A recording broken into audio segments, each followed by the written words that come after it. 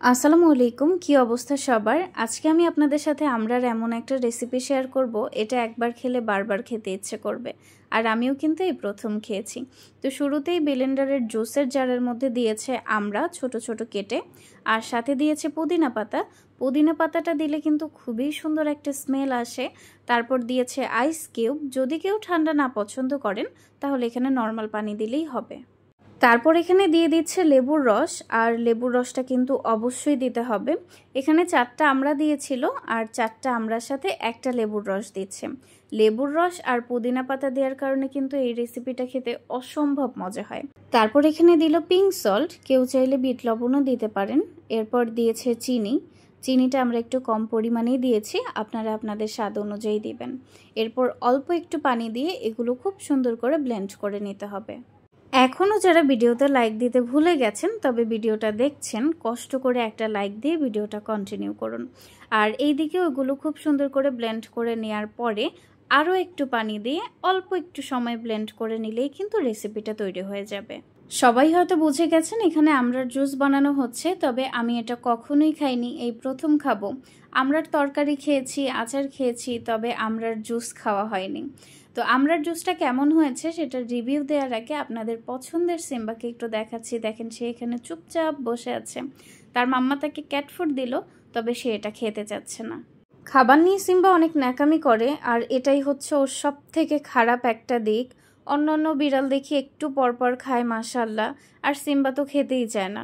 ওর পছন্দের cat food দিয়ে রাখছে, তাও সে খেতে চাচ্ছে না। ও দেখতেছে আমরা কি খাবো, মানে ও সব কিছুতে খুবই আকর্ষণ। ও সারাদিন খেলবে, কোনো সমস্যা নেই। সমস্যা হচ্ছে ওর যখন ভালো লাগবে ও তখনই খাবে। মানে অন্য কারো ইচ্ছে মতো বা অন্য কেউ খাবার দিলেই যে ওকে খেতে হবে, বিষয়টা এরকম না। যখন ওর ইচ্ছা করবে তখনই খাবে। তবে সিম্বা কিন্তু আমার খুবই গুড বাচ্চা। ও অন্য কোনো খাবারে কখনোই মুখ দেয় না। আমরা যখন মাছ মাংস কাটি তখনও এগুলোতে মুখ দেয় না। অনেক বিড়াল দেখি কাঁচা মাছ মাংস নিয়ে টানাটানি করে, তবে সিম্বা এরকমটা করে না। ও ওর ক্যাট ফুডটা রেখে, ওর পছন্দের ক্যাট ফুড রেখে এখন বিছানায় চলে যাবে। অন্য কোনো বিড়াল কি এটা করতো?